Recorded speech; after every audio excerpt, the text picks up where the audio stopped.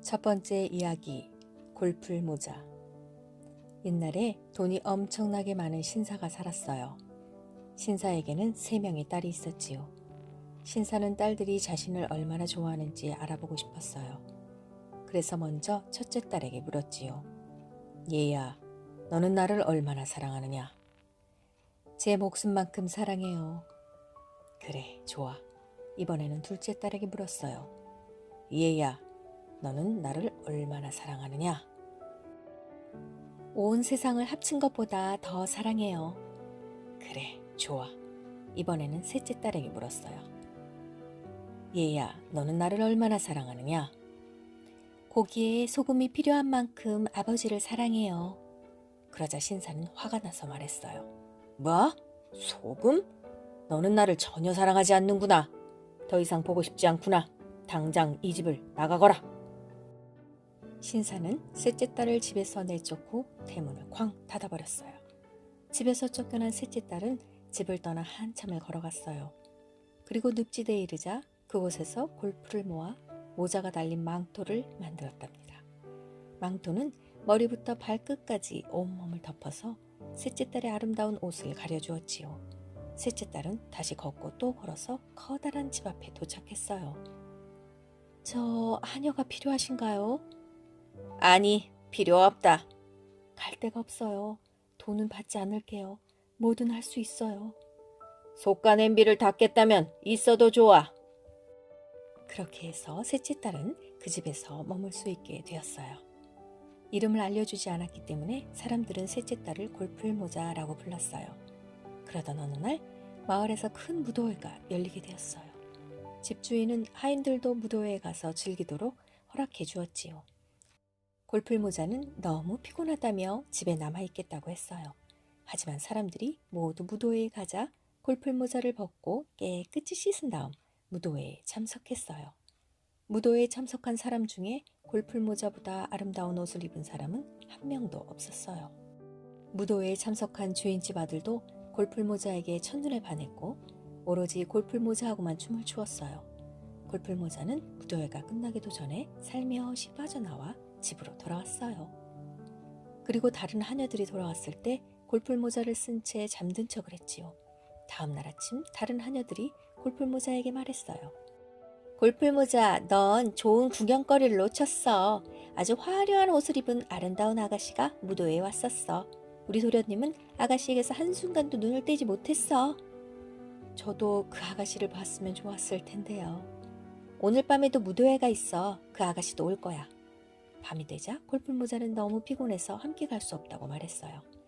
그리고 다른 사람들이 모두 무도회에 나가고 나자 골풀모자를 벗고 깨끗이 씻은 다음 무도회에 갔지요.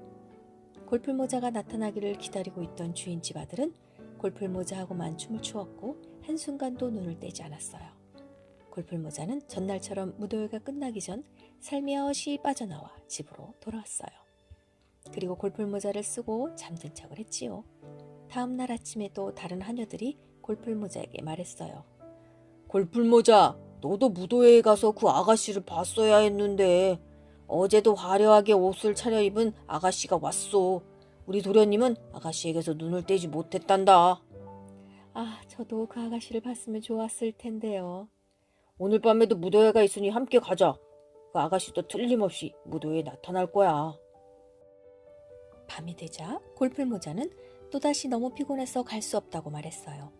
그리고 사람들이 무도회에 가고 나자 골풀모자를 벗고 깨끗이 씻은 다음 무도회에 갔지요. 주인집 아들은 골풀모자를 보자 매우 기뻐했어요. 그는 골풀모자 외에는 누구와도 춤을 추지 않았고 한순간도 눈을 떼지 않았지요. 골풀모자는 주인집 아들에게 자신의 이름도 어디서 왔는지도 말해주지 않았어요. 하지만 주인집 아들은 반지를 주며 골풀모자에게 사랑을 고백했지요. 무도회가 끝나기 전 골풀모자는 다른 날처럼 살며시 빠져나와 집으로 돌아왔고 골풀모자를 쓰고 잠든 척을 했답니다. 다음 날 아침 다른 하녀들이 골풀모자에게 말했어요. 이런 골풀모자, 넌 지난밤에도 무도회에 가지 않았지?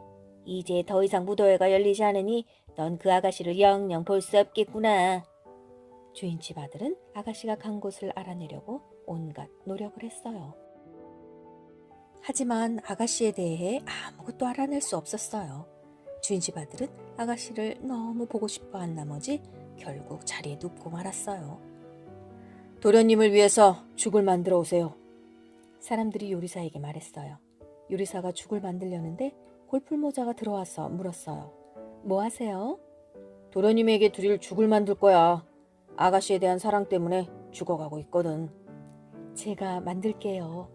물론 요리사는 처음에는 안 된다고 했지만 결국 골풀모자가 죽을 만드는 것을 허락해 주었어요. 골풀모자는 죽을 다 만들고 나서 죽 속에 반지를 몰래 빠뜨렸어요. 주인집 아들은 죽을 다 먹고 나서 그릇에 있는 반지를 보고 깜짝 놀랐지요. 누가 이 죽을 만들었지? 주인집 아들이 요리사에게 물었어요. 당연히 제가 만들었지요. 요리사는 겁을 먹고 대답했지요. 하지만 주인집 아들은 고개를 저으며 말했어요. 아니, 그렇지 않아. 누가 만들었는지 솔직히 말한다면 용서해 주도록 하지. 그 말에 요리사는 사실을 털어놓았어요. 사실 이 죽은 골풀모자가 만들었어요. 뭐? 당장 골풀모자를 데려와라. 골풀모자가 방으로 들어오자 주인집 아들이 물었어요. 내가 이 죽을 만들었느냐? 네, 제가 만들었어요. 골풀모자가 대답했지요.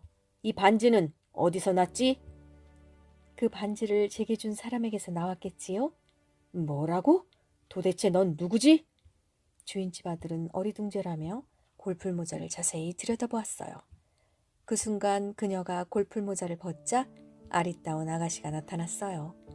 사랑하는 아가씨를 다시 만난 주인집 아들은 곧바로 병이 나았고 두 사람은 얼마 뒤 결혼식을 올리게 되었어요. 결혼식에는 많은 사람들이 초대되었죠.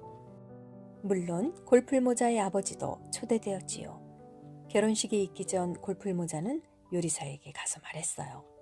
소금을 넣지 말고 모든 요리를 만들어주세요. 네? 그럼 형편없는 요리가 될 거예요. 상관없어요. 골풀모자는 요리사에게 거듭 당부를 했답니다. 결혼식이 끝나고 사람들이 자리에 앉아 저녁을 먹을 때였어요. 사람들은 고기를 입에 넣자마자 얼굴을 찡그렸어요. 너무 맛이 없었거든요. 하지만 골풀모자의 아버지는 요리를 먹고 울음을 터뜨렸어요. 왜 그러세요? 주인집 아들이 놀라서 물었지요. 아, 내겐 딸이 있었다네. 나는 그 애에게 나를 얼마나 사랑하는지 물었지. 그 애는 고기에 소금이 필요한 만큼 아버지를 사랑해요 라고 말했어. 난 그 애가 나를 사랑하지 않는다고 생각하고 내 집에서 쫓아냈다네. 그런데 이제 그 애가 나를 정말로 사랑했다는 것을 알게 되었어. 아마 그 애는 죽었을지도 몰라. 아니에요, 아버지. 저 여기 있어요. 골풀모자가 말했어요. 골풀모자는 오랫동안 보고 싶었던 아버지에게 다가가 두 팔로 꼭 껴안았어요. 그 뒤로 골풀모자는 사랑하는 아버지를 모시며 남편과 행복하게 잘 살았답니다. 두 번째 이야기. 총명한 네 아들.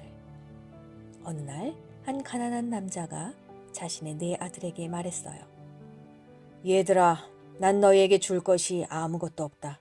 넓은 세상에 나아가 스스로의 운을 시험해 보아라. 네 아들은 각자 지팡이를 들고 어깨에 작은 짐꾸러미를 맨 다음 아버지에게 작별 인사를 하고 집을 떠났어요. 마침 가자 각각 다른 나라로 이어져 있는 네 갈래 길이 나왔지요. 첫째 아들이 말했어요. 여기서 헤어져야겠다. 4년 후 오늘 이곳에서 만나자. 그동안에 각자 뭘 할 수 있는지 알아보는 거야. 아들들은 그곳에서 헤어져 각자의 길을 갔어요. 바삐 길을 가던 첫째는 한 남자를 만나게 되었어요. 그 남자는 첫째에게 어딜 가는지 무엇을 원하는지 물었어요. 세상에서 제 운을 시험해 볼 거예요. 저는 기술이나 일을 배우는 것으로 시작하고 싶어요. 그렇다면 나와 함께 가자꾸나. 내가 가장 교활한 도둑이 되는 법을 가르쳐 주겠다. 남자가 말했어요. 싫어요. 그건 정직한 직업이 아니잖아요. 결국은 교수형을 당하고 말 거예요. 아, 그런 건 걱정할 필요 없어. 난 훔쳐도 괜찮은 것만 훔치니까. 아무도 얻을 수 없는 것이나 관심을 갖지 않는 것만 훔치지. 첫째는 남자와 함께 일을 해보기로 결정했고 곧 뛰어난 솜씨를 보여주게 되었어요. 한번 마음으로 찍은 것은 언제든 훔칠 수 있는 기술을 배운 거예요. 둘째도 한 남자를 만났어요. 남자는 둘째가 무슨 일로 길을 떠나왔는지 듣고 무슨 일을 할지 생각을 물었어요. 모르겠어요. 둘째가 대답했어요. 그럼 나와 함께 가자꾸나. 점성가가 되는 법을 알려주마. 일단 별을 이해하게 되면 세상의 모든 것을 볼 수 있을 거야. 둘째는 그 이야기가 아주 마음에 들었고 곧 뛰어난 점성가가 되었어요. 둘째가 공부를 마치고 떠나려고 하자 남자가 망원경 하나를 주며 말했어요. 이 망원경만 있으면 넌 하늘과 땅 위로 지나가는 모든 것을 볼 수 있을 거야. 셋째는 사냥꾼을 만났어요. 사냥꾼은 셋째를 데려가 사냥하는 법을 가르쳐 주었고 얼마 뒤 셋째는 뛰어난 사냥꾼이 되었어요. 셋째가 기술을 다 익히고 떠나려고 할 때 남자가 활을 주며 말했어요. 무엇을 쏘든 이 활을 사용하면 다 맞힐 수 있을 거야. 막내도 마찬가지로 한 남자를 만났고 그 남자는 막내에게 재단사가 되고 싶은지 물었어요. 싫어요. 아침부터 밤까지 꼬박 앉아서 바늘을 움직이면서 일하는 그런 건 나한테 맞지 않아요. 그건 내가 일하는 방식이 아니야. 나와 함께 가면 전혀 다른 기술을 배우게 될 거야. 그보다 나은 할 일이 있는 것도 아니어서 막내는 남자를 따라갔고 처음부터 차근차근 재단 일을 배우게 되었어요. 막내가 재단 일을 다 배우고 떠나려고 할 때 남자는 바늘 하나를 주며 말했어요. 이것만 있으면 무엇이든 꿰맬 수 있다. 그게 달걀처럼 약한 것이든 강철처럼 단단한 것이든 말이야. 꿰맨 자리가 아주 촘촘해서 바늘땀도 보이지 않을 거야. 4년이라는 시간이 흘러 약속한 날이 되자 네 아들은 헤어진 곳에서 다시 만났어요. 네 아들은 서로를 반갑게 맞이한 뒤 아버지가 기다리고 있는 집을 향해 출발했지요. 아버지를 만난 네 아들은 세상에서 각자 어떻게 기술을 익혔는지 말했어요. 그러던 어느 날 네 아들이 모두 집 앞 큰 나무 아래에서 앉아 있는데 아버지가 말했어요. 너희 각자의 기술을 시험해보고 싶구나. 아버지는 나무를 올려다보며 둘째 아들에게 말했어요. 이 나무 꼭대기에는 새 둥지가 있다. 둥지 안에 알이 몇 개나 있는지 말해주렴. 점성가 아들은 망원경을 꺼내 나무 위로 올려다보며 말했어요. 5개요. 아버지는 다시 첫째 아들에게 말했죠. 어미새가 눈치 못 채게 알을 꺼내와 보렴. 첫째 아들은 곧장 나무 위로 올라가 어미새가 품고 있는 5개의 알을 아버지에게 가져왔어요. 그동안 어미새는 무슨 일이 있는지 전혀 눈치채지 못했지요. 아버지는 이번에는 탁자 4모퉁이에 각각 알을 하나씩 놓고 중앙에 하나를 놓았어요. 그리고 사냥꾼 아들에게 말했지요. 화살을 한 번 쏴서 이 알들을 모두 2동강 내렴. 사냥꾼 아들은 아버지의 말대로 한 화살로 5알을 맞췄어요. 이제 내 차례다. 아버지가 재단사 아들에게 말했어요. 알들과 그 안에 있는 새끼 새들을 다시 꿰매렴. 활에 맞지 않은 것처럼 아주 말끔하게 꿰매어야 한다. 재단사 아들은 바늘을 꺼내 아버지가 말한 대로 알을 꿰매었고 첫째 아들은 어미새 몰래 알을 다시 둥지에 두고 왔어요. 며칠이 지나자 새끼 새들이 껍질을 깨고 밖으로 나왔어요. 새끼 새들의 목둘레에는 작고 빨간 줄이 남아 있었어요. 그것은 바로 재단사 아들이 꿰맨 자국이었죠. 잘했다 얘들아. 정말 가치 있는 것을 배워왔구나. 하지만 어떤 재주가 가장 좋은 것인지는 모르겠구나. 너희의 재주를 이용하게 될 날이 꼭 오길 바란다. 얼마 뒤 그 나라에 큰 소동이 일어났어요.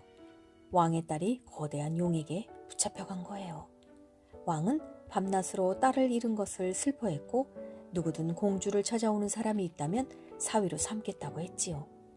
드디어 우리에게 기회가 온 거야. 네 아들은 자신들이 공주를 구할 수 있는지 시험해보기로 했어요. 내가 공주가 있는 곳을 알아낼게. 점성가가 망원경을 들여다보며 말했어요. 멀리 바다 위 바위에 앉아있는 공주가 보여. 바로 곁에서 용이 지키고 있는걸. 내 아들은 왕에게 가서 배 한 척을 달라고 청한 다음 곧장 배를 타고 바다로 나갔어요. 점성가가 말한 것처럼 공주는 바위 위에 앉아 있었고 용은 공주의 무릎을 베고 잠이 들어 있었지요. 내 아들은 보트를 타고 바위 가까이로 다가갔어요. 공주도 죽이게 될까봐 화살을 못 쏘겠어. 사냥꾼 아들이 말했어요. 그렇다면 내가 가진 기술을 써보지. 첫째 아들이 말하고는 조용히 다가가 용한테서 공주를 빼내어 왔어요. 그동안 용은 전혀 눈치채지 못하고 코를 골며 잠들어 있었지요. 공주를 구한 내 아들은 기쁨에 겨워 보트에 노를 힘껏 저었어요. 잠을 깬 용은 큰 소리로 울부짖으며 뒤를 쫓아왔어요. 용이 보트를 막 덮치려는 찰나 사냥꾼 아들이 활을 집어들어 용의 심장을 명중시켰어요. 화살을 맞은 용은 죽어서 바다로 쿵 떨어졌지요. 하지만 몸집이 워낙 커서 물이 크게 출렁였고 그 바람에 보트가 뒤집히면서 부서지고 말았어요. 내 아들과 공주는 몇 개의 널판지에 몸을 의지한 채 바다 위에 둥둥 떠 있어야 했지요. 그러자 재단사 아들이 바늘을 꺼내 널판지 몇 개를 꿰매어 붙였어요. 그런 다음 그 널판지를 타고 다니며 부서진 보트 조각을 모아 재빨리 꿰맸지요. 보트가 처음처럼 말끔하게 고쳐지자 내 아들은 보트를 타고 큰 배가 있는 곳까지 무사히 닿았답니다. 내 아들이 공주를 구해 돌아오자 왕은 크게 기뻐하며 말했어요. 너희 가운데 누구를 내 딸과 결혼시켜야 하느냐? 우선 그것부터 정해야 하지 않겠느냐?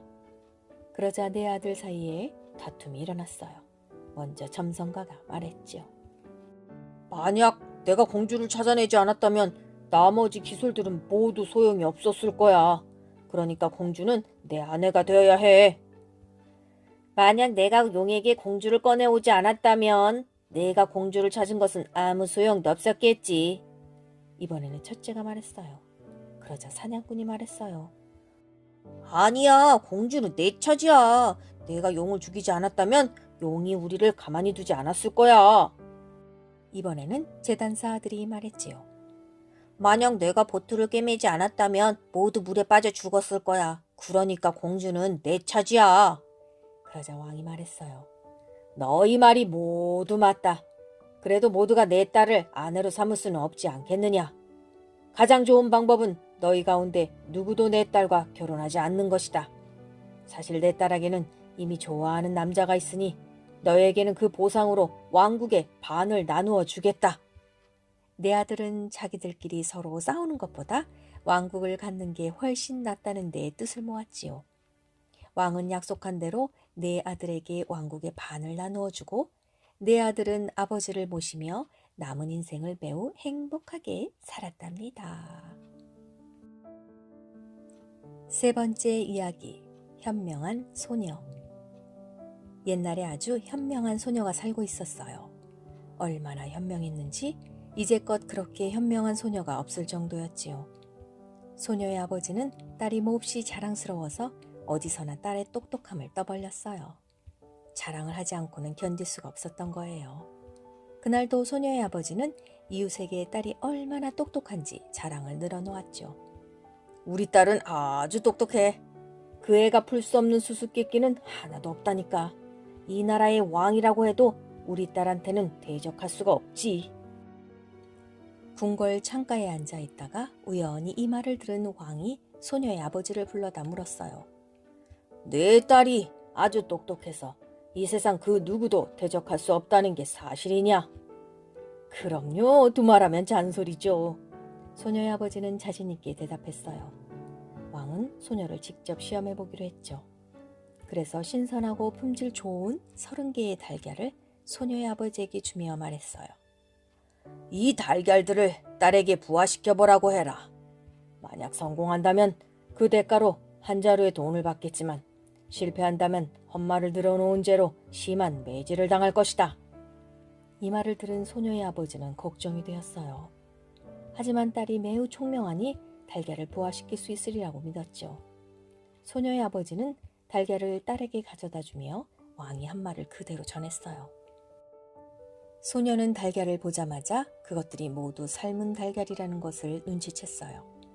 왕이 지독한 장난을 친 것이죠. 소녀의 아버지는 그 말을 듣고 얼굴이 샛노랗게 변하고 말았어요. 이제 자신은 심한 매질을 당할 것이고 이웃 사람들에게도 큰 비웃음을 당할 게 불보듯 뻔했으니까요. 하지만 소녀는 아버지를 위로하며 말했죠. 가서 편안히 주무세요. 제가 방법을 찾아볼게요. 아버지에겐 아무 일도 생기지 않을 거예요. 다음날 소녀는 아버지에게 삶은 콩 한 자루를 주며 왕이 매일 말을 타고 지나다니는 곳으로 가져가라고 말했어요. 왕이 오는 게 보일 때까지 기다리세요. 왕이 말을 타고 가까이 다가오면 그 앞에서 콩을 뿌리기 시작하세요. 소녀는 아버지에게 콩을 뿌리며 자신이 일러준 말을 왕이 들을 수 있도록 고래고래 소리치라고 외쳤어요. 아버지는 콩이 든 자루를 가지고 딸이 얘기한 들판으로 갔어요. 그리고 왕이 오는 게 보일 때까지 기다렸죠. 잠시 뒤 왕이 나가오자 아버지는 콩을 뿌리며 외쳤어요. 대영아, 비춰라. 비야 내려라. 이 삶은 콩들이 자랄 수 있도록.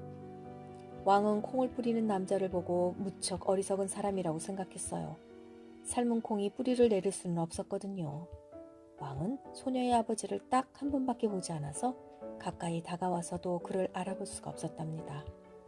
왕이 말을 세우고 아버지에게 말을 걸었어요. 이 불쌍한 사람아, 삶은 콩이 어떻게 자랄 수 있겠는가? 그것은 불가능한 일일세. 왕이 명령을 내리면 무엇이든지 가능하겠지요. 삶은 달걀에서 병아리가 부화될 수 있다면 삶은 콩이 자라 수확을 내는 것도 가능하지 않겠습니까? 그제야 왕은 콩을 뿌리는 남자가 총명한 딸을 둔 어제 그 사람이라는 것을 알게 되었지요. 너는 정말로 총명한 딸을 두었구나. 내게 준 달걀을 다시 가지고 오너라. 소녀의 아버지는 기뻐하며 서둘러 집으로 돌아갔어요. 그리고 달걀을 들고 궁궐로 달려갔지요. 달걀을 돌려받은 왕은 소녀의 아버지에게 약간의 아마를 건네주며 말했어요. 이것을 내 총명한 딸에게 가져다 주며 일주일 안에 큰 배의 달 돛을 만들도록 하여라.